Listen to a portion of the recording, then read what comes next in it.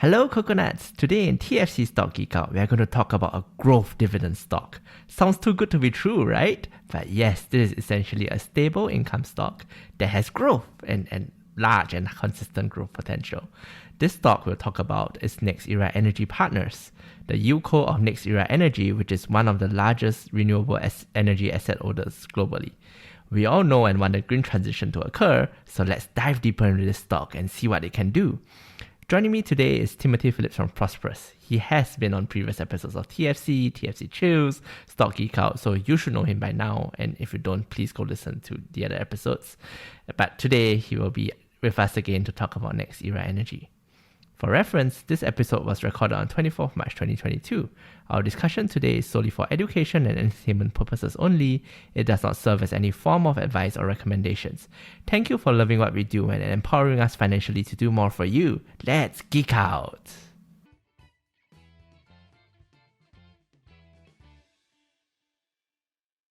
Hey coconuts, welcome to another episode of Stock Geek Out. Today we have again Tim Phillips with us. We have him on to talk again about dividend investing and in particular NextEra Energy Partners. But before we get there, Tim, why don't you tell us a bit more about yourself and ProsperUs? Yeah, so ProsperUs is basically a digital investment platform. We're trying to help users in Singapore, access different markets.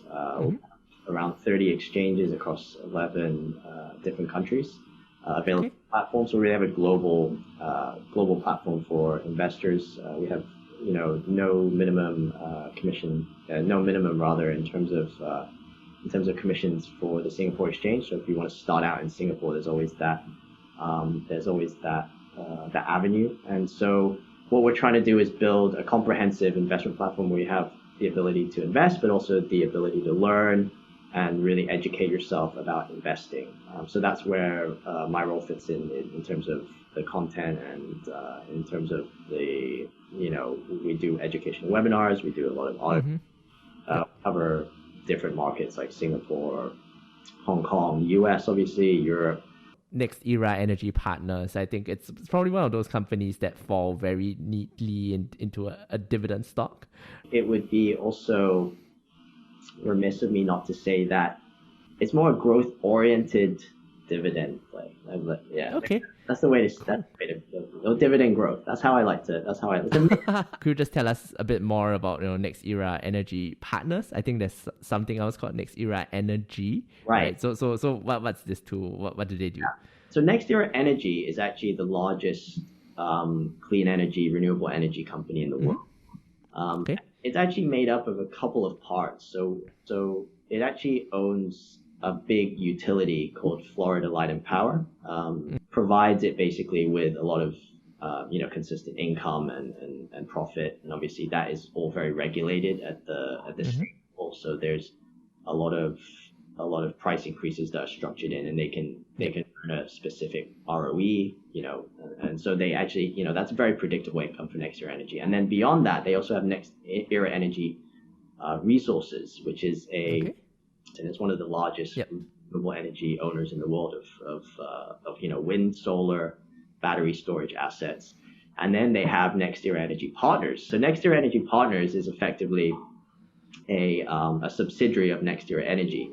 And it IPO'd in 2014, and it's basically called a yieldco. So a yieldco in clean energy world in the US, yieldcos are basically a repository for clean energy assets that generate income.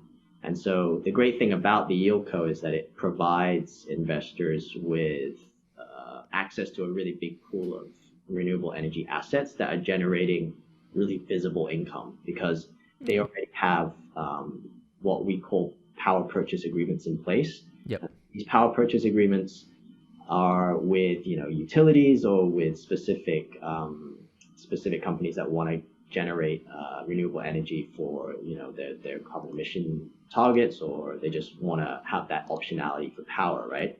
Yep. These PPAs, they're called, they actually have very long lives. They actually have usually 10, 15 years in terms of its contract life, and they come with inflation escalators, right? So the actual visibility of the revenue and the growth really high. It's really good. So you have a lot of it's almost sort of recession proof in that sense because they've signed these agreements.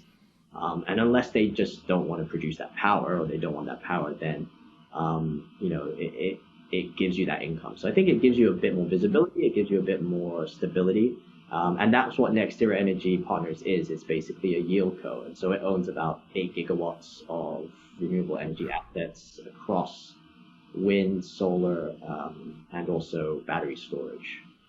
The main differentiator for NextEra Energy Partners is that it has NextEra Energy, right, as its parent company. So that's basically the scale. And a lot of these smaller asset owners maybe don't really have the scale to grow, and they don't have the drop-down assets. So what you have with NextEra Energy and NextEra Energy Resources is they have a massive pool of clean energy, renewable energy assets that they can just sell to NextEra Energy Partners.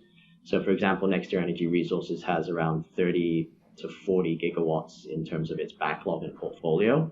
And so all that is going to be, the NextEra Energy Partners will have first dibs on that if they want. They can, and then drop down those assets. So there's the optionality for NextEra Energy Partners to just keep growing, keep growing its dividend as well, which it has done. So ever since it went public in 2014, it's managed to grow its dividend every quarter. And so what that has given investors is it's given investors about near 18% CAGR in terms of the dividend over the past 6 years. I think that's really what allows it to grow, is that it has that access to the NextEra Energy Resources portfolio. It allows NextEra Energy Partners to access funding at obviously a low rate because it's got a massive parent and it's got massive backing. So I think that's an area where it has an advantage, and it also, again, has first dibs on some of the best assets in the world because the parent is just so huge and it's the leader in the space.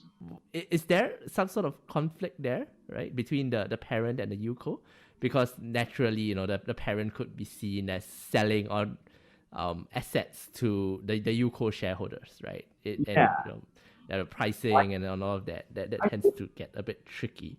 Yeah, no, I think that's a fair point. I think there is usually there can be conflicts of interest in the REIT space, but I think within the yieldco space, at least in NextEra Energy's case, there's alignment of incentive, right? So if it's been developed by NextEra Energy Resources, which is owned by NextEra Energy, they want that project to be successful. Obviously, there needs to be a independent assessment of the price paid, and I think usually it's been quite fair over the past sort of 6-7 years in terms of the price paid by NextEra Energy Partners, in terms of the financing raised.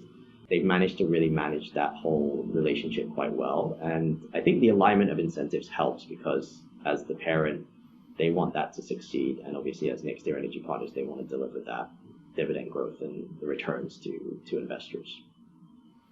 All right, sounds good. Okay, so I want to get into financials a bit later, but maybe you can just talk a bit more about the big picture, right? I mean, we all know renewables, the energy transition is a huge topic right now, which is great because it's literally existential. So it's good to be a big topic. But yeah. And of course in the US, in the context of the US, there's the Build Back Better plan, which kind of failed. I don't actually know what the status is. So, could you just tell us a bit more if there are any secular tailwinds, macro strengths that we think we could ride on? And one of the big drivers over the past sort of 5, 6, 7 years has just been the costs of solar have come down. I mean, solar is really the big one. It's come down about 85-90%, right, cost. So the key now is that solar is competitive with coal, with natural gas, with oil. So in 2021, wind and solar only made up 13% of the electricity mix in the US in 2020. That's low, right? I mean, that's still really... That's surprisingly low. I mean, compared to Europe, right? Let's not talk about Asia, but compared to Europe, that's surprisingly low. Coal still accounts for about 23% in the US, even after its massive decline over the past sort of decade. And so that's still huge, right? So there's still a long way to go. And so the US, I think the Energy Information Administration in the US is aiming for, it is estimating that by 2050, around 44% of the electricity mix in the US will be from renewables, right? So there's still a long runway to go, and the market opportunity is really massive. And so you've also seen that come to the fore with Russia and Ukraine now. These kinds of things where countries are now thinking, do I want to rely on, imports of oil or gas from wherever country? So energy security is a massive thing. And so now you're thinking, okay, you want really reliable, renewable energy, clean energy that is generated onshore in your country. Cool. And sorry, just I don't think we covered this. NextEra Energy Partners, at least, their portfolio of assets are mainly in US, right? Yeah, so it's actually mainly US, and it's around 77% are actually from renewables, and then they have around 23% from natural gas pipelines, actually. Oh, okay. They have quite a big presence in obviously Florida and Texas and California. So they're in all the big states that you would expect. Is that a moat in the market, or is that something that that there's just so much competition it's difficult to say? I think the moat for them is just their experience, right? Because since, at least from NextEra Energy's perspective, since Jim Robo took over as CEO, I think, over like 2012, 2011, they've really carved themselves out as a renewable energy, clean energy expert. I think they're valued at over like 160 billion market cap or something. So it's huge. And at one point in 2020, I think they were bigger than ExxonMobil. So they were bigger than any oil company in the world. Just highlights how big NextEra Energy is as a player in the space and as the dominant leader landscape. I think it provides, like a yieldco like NextEra Energy Partners actually provides you with probably the best exposure to the story with the least risk, at least in my perspective. If you think about if you think about what we consider upstream in renewable energy, upstream, that would be more the first solars or the companies that are making like the wind turbines, like Vestas, right? Like those massive companies that produce the solar panels, that produce the wind turbines, that are making the solar transistors or whatever, that kind of thing. Solar Edge Technologies, that kind of company, and they're really big growth companies. They do great, and it's all amazing when things are going well. But then if there's massive oversupply, maybe in solar panels, or there's massive oversupply in wind turbines, or they can't get specific, materials to make their stuff, like Vestas, I think, has had trouble, Yeah, I think all of them had supply chain issues in the past year, actually. Supply chain issues. Then there are problems, right? And then there's like an imbalance, and obviously share prices take a hit, and so it's a lot more volatile. And then if you think downstream, that's more the installation, the financing companies, and that's just really scrappy, and there's a lot of competition there. And so this is more sort of a midstream, right? This is a midstream play. This basically just gets the power from A to B. It delivers the power. Yep. It has the contracts, which is super predictable, which are, have those inflation escalators. Yeah, and I think something interesting about NextEra Energy Partners is that they don't even take construction risks, right? So they are not the developer. They don't need to worry about winning the bid, cost overruns for construction, things like that. A lot of their generating capacity at the moment is I think from wind, but they're moving a bit more to solar.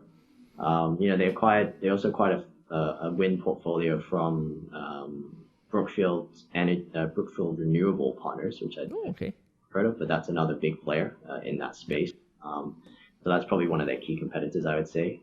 But they actually acquired a 400 megawatt wind portfolio from them in 2021. So they are acquiring from not only, from NextEra Energy and resources, they're also acquiring externally from third parties as well if they see opportunities. And they're raising financing as well in that sense. So they've got a lot of opportunity to keep growing their portfolio, and they're looking at doing solar plus storage assets as well. So, for example, its latest acquisition, I think in October 2021, they bought a portfolio of wind, solar, and solar plus storage assets, and that had a cash available for distribution weighted remaining contract life of nearly 19 years, right? So that kind of gives you an idea of the visibility of these PPAs. That portfolio had a sort of a 19-year contract life, right? So that's the remaining contract life for that portfolio. That was a pretty big purchase for them in October. So quite a recent purchase. So they are pretty disciplined in how they go about looking for acquisitions, and they obviously have functionality with the parent, but that doesn't stop them from going outside and also acquiring from third parties. Cool. But I guess, and correct me if I'm wrong, I think, essentially while these are long-term contracts and, they have indexation factors and all that, they will, like, NextEra Energy will be paid only when energy is delivered, right? So this means that, if the sun doesn't shine, if it's especially cloudy, if the wind doesn't blow, then there's no revenue, I guess. That's true. Yeah, no, so that's one thing that you kind of have to also understand from a operational perspective, actually, is that their sort of their cash available for distribution and their adjusted EBITDA is quite choppy, so it's not consistent, right? So Q4, the most recent quarter, actually fell, but that's quite normal for seasonality because obviously sun in like winter months and et cetera, maybe the wind isn't as so you kind of see a drop off in Q4, but then obviously in Q1, Q2 it like picks up again. So there's definitely seasonality, but over the year, the cash available for distribution kind of evens it itself out, and they continue to grow that from year to year.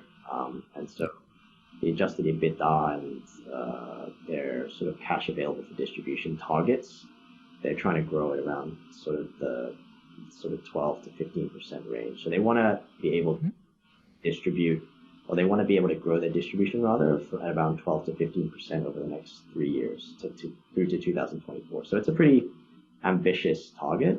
But over the past, as I said, 6-7 years, they've managed to do that at the high end of the range.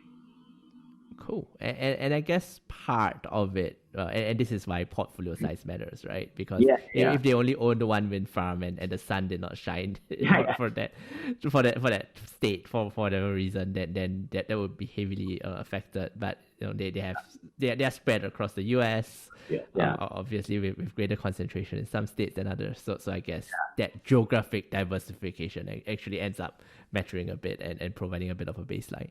So that sounds fun, actually. So I think we have been talking a lot about DPS growth and really how we see it as like, growth come dividend investing and of course this all comes from injecting more assets into the company, right? But and that brings to mind, at least to me, the question of how they actually fund it. Because so going back to the Singapore REIT context, right? You do a preferential offering. You essentially need to raise capital from current investors or from institutional investors because you are limited by a debt equity ratio.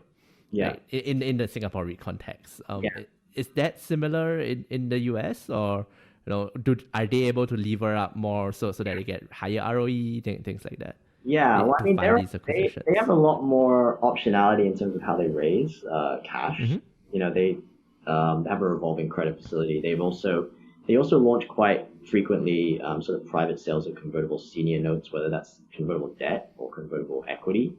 Obviously, if it's converted into equity, they tend to then issue new shares, right? That's converted. So as long as the growth in the dividend is obviously not being diluted by the share issuance, then that's the key. And so they've been pretty disciplined and pretty successful in being able to grow that, even though share count has risen through the convertible financing options. But they have a lot of different levers, as I said, they can pull. So in terms of like bank loans as well, bank term loans, convertible debt, revolving credit facility, convertible equity. So they do a lot of different things, and so their financing options as one of the biggest yieldcos, I think, gives it that edge. But yeah, it's definitely something to watch, I think, for rising rates, right? Because that's something that needs to be monitored,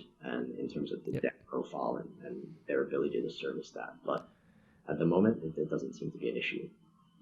Yeah, I mean, so I think, from the sounds of it, it sounds like, well, you're just buying a conglomerate. They have a big business. They're diversified. you know that they'll have money and they are running well. So, that's, I mean, it's not a tech company, right? So it's not going to scale as easily or as quickly. But it's, I mean, for an old world business, I guess it's it's as sexy as it gets. It's as sexy Or as is it it gets. stable as it gets? Yeah. Yeah, it's as stable as it gets. It's got, it's got the exposure. I think that's the key to Mm-hmm. the clean energy, sort of trend. And as I keep telling investors, this is not something that will play out over even the next 2-3 years. It's going to play out over the next like 20 or 30 years, right? So Okay. to have access to that is something that I think should give people peace of mind, is that this is something that is huge. I mean, it's a $15 trillion. It's a reliable income provider. It, you know, it's got the yieldco structure, which is preferential for U.S. shareholders, but I was pleasantly surprised to find that the 30% tax that was taken from me last year was refunded to me at the beginning of this year. So Oh. it didn't seem like I paid tax for some reason. So I don't know. That was my own personal experience, so it might be different. But because of the yieldco structure, they actually consider it a return of capital. So it was taken 30% as source for me, but then I've given a refund of all of last year's tax at the beginning of this year. So that was a nice surprise. Sorry. So maybe just to rewind a bit, right? The 30% we are talking about here is really the dividend withholding, right? So in the usual case where a US listed company, or I think a US company actually pays dividends to its shareholders overseas, there's a withholding of 30% of the amount of dividends. And I think what you're saying is, well, somehow they got refunded to you, maybe through, I guess it's partnership structure, and that's why it's not a dividend per se, and something else. Yeah, so that's why I think it was a nice surprise to me. Field structure might be different for people who live outside the U.S. Maybe that's why the LP partnership structure is different. If you are in the U.S., you have obviously I think a 1033 form versus like a K17. There's like a different tax form you have to fill out for a yieldco, a limited partnership structure. But this is the only yieldco or LP I own in my portfolio personally. So it was quite a nice surprise because I didn't even think that it would be able to be. I didn't know that they did that, but they did. So that was quite a nice surprise. So, but I don't. Yeah, that makes the I think the dividend yield is what, 3.5%, something like that. 5.6%. So it makes it a little bit more appealing for people. But again, it grows every quarter. So that's something I also find a bit more a bit attractive about it because of it sounds really like a long-term play, and you let the yield slowly compound, right? And I think that's pretty much it. Yeah, and just that's it. And I sorry, just maybe to come back on the financials a bit, are they actually paying out all of their free cash flow, or cash from operations as dividends, or are they retaining slightly? They're paying out about like the low 80%, like of their adjusted EBITDA or cash available for distribution. So it's sustainable, right? It's not a company that's paying 110, 120%, and in terms of like their cash available for distribution. And they're trying to grow that in sort of like, again, 12-15% range every year. And they're not extending themselves in terms of the payout ratio, which is good to know. So they try to keep it within a range in the low 80s, and they've been pretty successful at doing that. All right.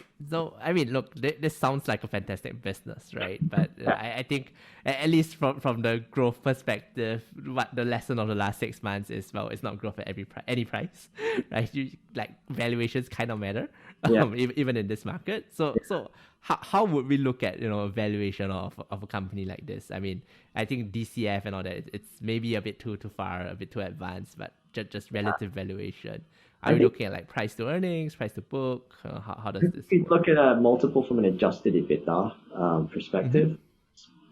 How NextEra Energy and NextEra Energy Partners reports as well, in terms of like they look at their adjusted EBITDA and then looking at a multiple of that. And so at the moment, it's trading at sort of like 12, 13 times, I think, which is quite expensive for the sector. But again, it's expensive because it's probably one of the leaders. So there are cheaper ones like Atlantica Sustainable Infrastructure, I think, is another sort of yieldco type player in the space, but it's obviously got smaller scale, but the yield is higher. So I think looking at that and comparing on an adjusted EBITDA multiple probably makes sense on a yieldco level anyway. Okay, cool. So I guess, but is this 11 or 12 high historically for it, or is it? I think has it come down with the market? It's trading at the higher end probably of its, because it's not trading at a really appealing yield at this point. I think the yield was higher previously. I think it was like 4 or 5%. So now it's down around 3.6, but it got down. I think it got close to 4 at the beginning of this year because obviously things fell like quite heavily everywhere in the market. So it went down to about $70, but now it's up at around close to $8, right? So it's rebounded, and I think it's outperforming the S&P so far year to date. It's down about 6%. I think the S&P is down around 10 or 11%. And so over the past 5 years, it's outperformed the S&P on a price and a total return basis. So it's one of those, I think, it's proven itself to be an outperformer. But it doesn't seem exciting, but it's beaten the market, so I can't say it's that terrible. I mean, if it's beaten the market over the past 5 years, you can't say it's that bad, right? Yeah, you can't say it's too boring anyway. So definitely. I mean, well, it's just maybe not as sexy. Somehow renewables have their moments, but it just never seems as sexy, which is unfortunate. I know it is unfortunate. I think there's definitely a place for it in anyone's portfolio who has like and they want an ESG stock or they want renewable energy exposure, then I think it's probably one of the first names. Yeah, it feels like one of those that can act as a ballast to your portfolio, right? So, exactly. So you have something that's really stable, that runs well as a business, that gives you cash back, because it pays dividends. It's definitely profitable. Yeah, you can hold it for the long term, and it's growing, right? And we all need a bit of that in the portfolio, I think. I think I like to think of it as a different asset class because it owns physical assets. And so kind of like real estate owns physical real estate, this owns physical power producing assets. So in a way, it's not maybe sort of a company like a Microsoft or an Apple that is a certain. It's more owning infrastructure, owning assets. And in this inflationary environment, I think that's something that can't be underestimated. And it's something that's worth our attention as investors. Cool. All right. Sounds good. Thanks so much for your time, Tim. Hey Coconuts, so I hope you learned something useful today. I definitely did. But of course, whether or not to invest is always a personal decision. We are not here to tell you to do this, to do that, but are always happy to geek out with you about different interesting perspectives, companies, and trends for the future. This series definitely has a lot more depth. So if you have any feedback, ideas, or companies you would like us to cover, do drop us a line through our socials or email us at hello@thefinancialcoconut.com. See you next time.